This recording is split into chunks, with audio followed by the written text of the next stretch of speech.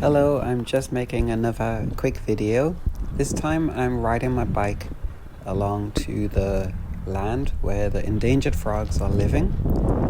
And as you can see on the left of this, in this video on my left, you can see the planned development site. And it's quite a big area. So my original complaint is that the first is the survey has not taken place, especially after I reported endangered frogs. So that's one problem. The second problem is the original problem that the frogs were not found on previous surveys, including from 10 years ago. So that's the main problem. Because of those poor surveys, people can't develop on this land. And there is a responsibility before construction to actually protect the protected animals. That's not happening because construction fences went up recently. My other complaint is I want to show you the fenced area, the fence to keep frogs in so that they can be caught and relocated. Compared to the size of the land, this fence is really small. This fenced area, it's really small. It just doesn't make any sense. It feels like the bare minimal work for protection. If they acknowledge that there are frogs here and they have this fence, then why do they allow construction? They should be fencing the whole area. The whole area should be fenced off. They can find the frogs, relocate them, and then when they finish, they can do development. That's not happening. So that's my main complaints. So I already made a tiny video recently talking about this little bit of land. So I cycled here, and you can see by the video that this bit of land is not so small. It's not the biggest bit of land, obviously, but I mean, if you take a look at this blue fence, which was installed last year for the protection of endangered Corolla borealis. So they have posted a sign on the fence here, which is talking about those frogs. The question is, why do they put a fence around such a narrow area, whereas the rest of the land doesn't have this fence? I'm going to make a video on another location not far away, which has a decent fence installed around the whole of the habitat. This fence also might not be good enough. The frogs can actually climb up. They can climb out. And last year, October and November, I was actually finding frogs even just outside, just down here on the curb, just on the road. They can actually easily get out. This is not a good fence, so I really want to know, like, why was it installed in such a small space when the actual habitat was much bigger?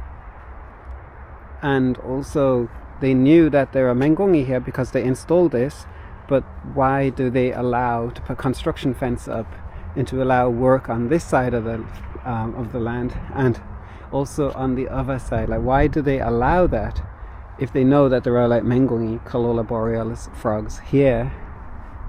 This is not protection of a protected species. It's not good enough. The standards are really too low. So, like, my questions are, who installed this? Like, what is their agenda? Are they interested in helping the animals, or are they contracted through the company, the development company? Because, like, for this to be done properly, the whole land needs to be surrounded by a fence, and the fence has to be good enough that the frogs will be safe in that area, rather than having the ability to climb out and go onto the roads, get stuck in the drains, become roadkills. This is really poor standards. So I already made a civil complaint last year. I reported this area a number of times about the frogs, but then I made a separate civil complaint about this fence, and I heard nothing back, and the fence hasn't changed, and they've taken off, they've cut down all the plants, any grass and bushes and trees, anything else that was here, they've taken it all off. I have many questions, and none of what they do makes any sense. Not if they are really interested in following the law of the country, and the law that was made in maybe 1989, I think, which was to protect these animals. As far as I'm aware, based on my own experiences of living in Asan and living in Jangjedi, where all this development is happening, that I don't believe that Mengungi were thought of. And I stand by what I say. I don't believe they're really a protected species. Evidently so, based on this area. I think that they're just been really neglected, and that the economy and development and money comes in a hugely, they are first place by a huge margin. The system just doesn't work for the environment. The system is not working for the protected species, and the system is failing those animals that have been designated in need of protection.